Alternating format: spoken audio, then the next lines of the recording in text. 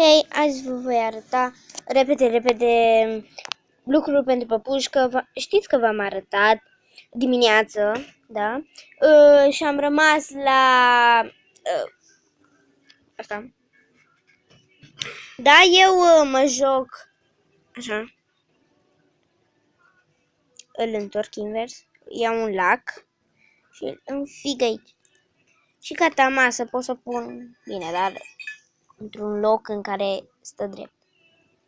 Și așa, pe eu pun orice pe masă, uitați, ceva de genul. Bine, dar eu îl apăs mult mai tare, dar acum nu pot cu mână. Da, acum imediat o să pot. De ce? Pentru că mi-am cumpărat această husă, foarte drăguță, stați așa e. Da, foarte drăguță, aici este un silicon. Este un turcoaz, dar în cameră nu se vede turcoaz. Așa, e foarte drăguț. Și ce îmi place cel mai mult este că pot să pun așa. Că aici se mișcă, aici nu e lipit de totul. Înțelegeți voi? Și gata. Da, bun. Voi pune pauză, repede, pentru că nu vreau să pierd tot timpul. Da, voi pune pauză, o voi pune aici, da? Gata, am pus, stă perfect. Da, eu am mai făcut acestea. Eu mă joc că sunt chivece, dar n-am încă flori. Acesta mă joc că e un pat pentru copii mici. Iau o penă, o pun și doarme. Acest ulcior, foarte drăguț. O să le iau foarte repede. Și aceste două caiete foarte groase. Asta nu prea place pentru că nu e făcut de mine. Ăsta l-a făcut o prietenă și nu i-a reușit deloc. Și am învățat. Da? Ia, așa. Și ăsta e al meu. Perfect este. Bun. Am făcut aceste 3 pene. Aceasta am făcut-o special pentru un pătuț, care o să vi le arăt mai târziu. Da. Da, asta nu știu ce caut aici. Ăsta cu Frankie. Stați. Stați că trebuie să ridic. Câteodată mai trebuie să și ridic. Așa. Foarte drăguț este. Ups. Ce? Îmi place mult piesa asta. Eu am o plasă întreagă. V-am arătat la început. Acest scaun care au fost în primele mele videoclipuri. Această pernă în formă de bombonică. Mai am... Bun, acum hai să trec pe la lucrurile astea mari. Să zic așa... Stați. Bun. Acum suntem deja la lucruri mari. Da, asta e deoparte că sunt lucruri mari. Aici eu am ceva. Am făcut eu. În plăciune. Vedeți această față foarte drăguță, are părul turcoaz. Mult mie și eu mă joc, când mă joc, eu o pun, o pun undeva, asta fie că mi-am pus bine camera, din cauza asta, așa că trebuie să fie cam drept, da? Așa. Eu unde mă joc este un dulap în camera aia și ăsta, deci stați să mă duc să vă arăt. Acum, în pauză să mă duc. Mi-am pus aici ghiozdanul. O să fac un videoclip dacă îmi cereți. Să-mi cereți. Da, așa. Aici este un dulap. Și sunt lângă televizor. Asta eu pun așa, mai jos. Of. Da, asta eu o pun așa, că nu pot să pun cu o mână. O pun așa și e o ușă. Pentru că eu aici mă joc, că este și casa...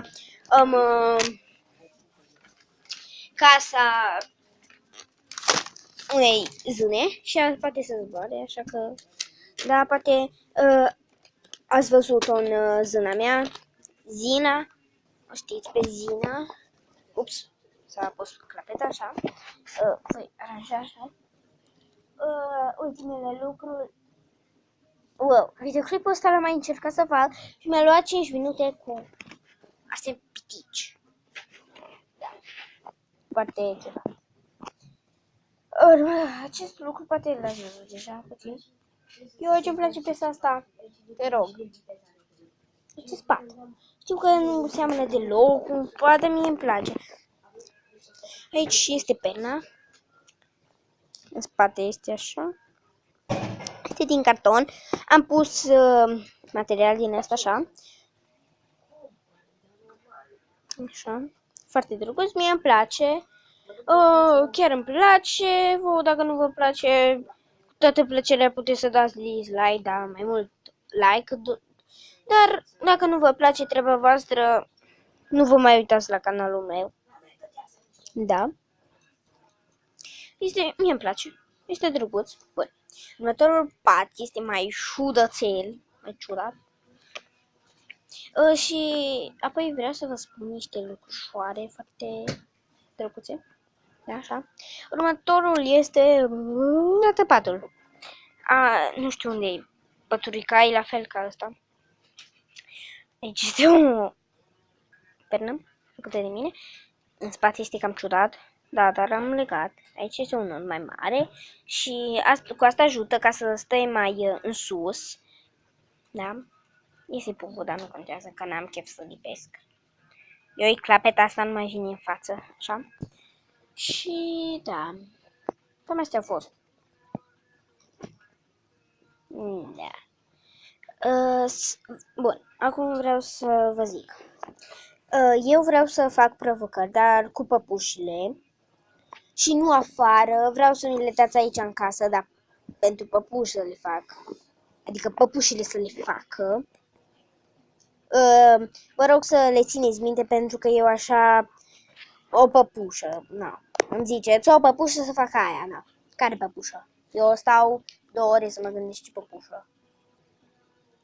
Da? Deci să-mi ziceți, să vă uitați la videoclipul meu anterior, da, nu, celălalt, cu păpușile mele, să căutați așa și să vă uitați cum le cheamă, pentru că eu așa o să stau 20 de minute pentru a mă gândi ce păpușă să-mi iau.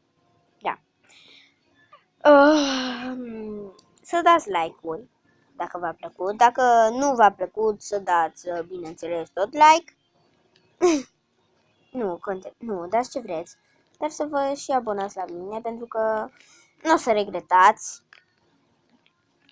Mai ales dacă îmi dați lucruri, provocări amuzante și adevăr puteți să-mi dați, pentru că o să fie mai distractive toate astea, pentru că eu acum am început ușurel, după cum se vede, am început foarte ușor, cu videoclipurile, adică ușor, și vă rog să îmi ziceți câte videoclipuri să fac într-o zi.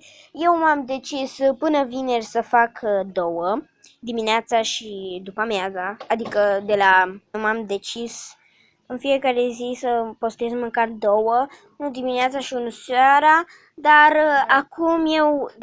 acum îmi termin această săptămână mai, este luni deja, și apoi voi intra de dimineață pentru că ea din a 5-a B n-au clasă și na.